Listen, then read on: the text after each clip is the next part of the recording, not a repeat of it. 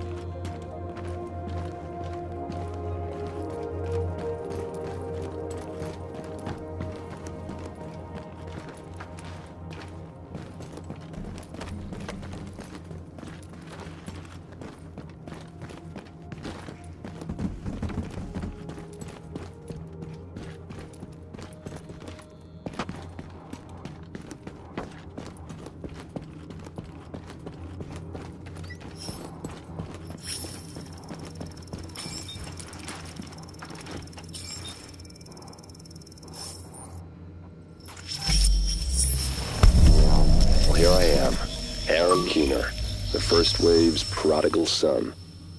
Normally I'd do this face-to-face, but I'm not 100% sure which way you'll jump. You act one way when Ms. Lau is watching, and another way entirely when you're off the leash. That's an interesting contradiction. You see, I think that deep down, you get it. You know, the old rules, laws, governments, those things died on Black Friday. But the feral PMCs, the convicts, the ones smart enough and good enough to take what they need, they'll survive. Me? I'm gonna prosper. Oh, you could too, but you took an oath, right? You got a duty. Those are both ways of saying that your conscience is fucking you. You ask yourself, who has earned a right to tell you what to do?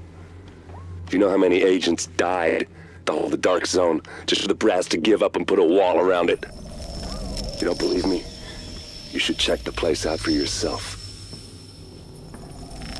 But the people you're working for, they're irrelevant now. Amherst changed how the game is played, and I have got the vision to win. I got Chernenko, I got a DNA printer, and a very interesting recipe book. I'm gonna write my own rules. You should think about getting in on this thing. I'll be seeing you.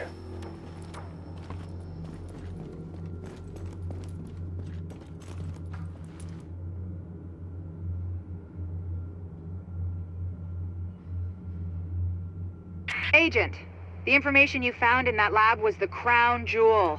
I think we can break this thing now. But we've got some more information. A voice from the grave. Listen to what Amherst has to say.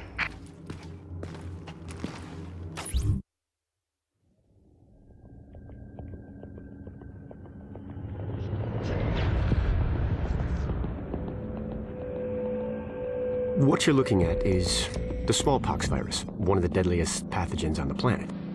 For centuries, it did a wonderful job of helping keep the human population in check. But times change, and sometimes Mother Nature needs a hand in improving her creations. Like, say, speeding them up a little bit, making them contagious when they should be quietly incubating in a host, or making them more lethal.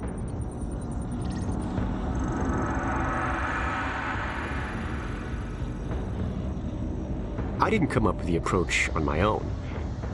My friend Vitaly is one of the pioneers in the field, and the idea has been around for years. Genome as data. You see, once we digitized DNA, we made it infinitely mutable. We could do 1,000 virtual variations in the time it used to take to grow a one-lab-grade generation of pathogens. And we could pick the best, most lethal combinations and make them real. That's how you make a killer virus, you see. Mix in genetic code from other diseases, and you move the sliders all the way up on lethality and virulence. The goal was a 90% mortality rate. I'm not sure my green poison is going to quite hit that, but honestly, that's just details. As long as most of humanity goes, the Earth stands a fighting chance. Technically, technology is what's killing the planet. But that's not really the case. It's the greed that drives the technology. But a funny thing happened on the way to $100 genome maps and 3D printed plastic toys.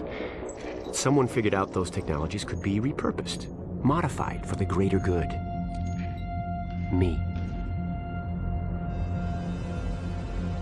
Now, my virus is going to do what nature's always done. Decide who lives and who dies. And if nature decides I die, then I die. If nothing else, I'll have a lot of company. Natural selection at its finest, helped along by a little unnatural genetic manipulation. It's all data, really.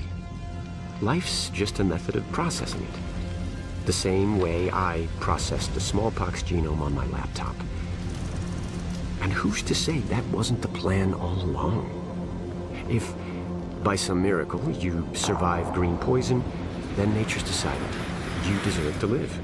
The rest of us shouldn't and won't. Godspeed. I'll see you in hell.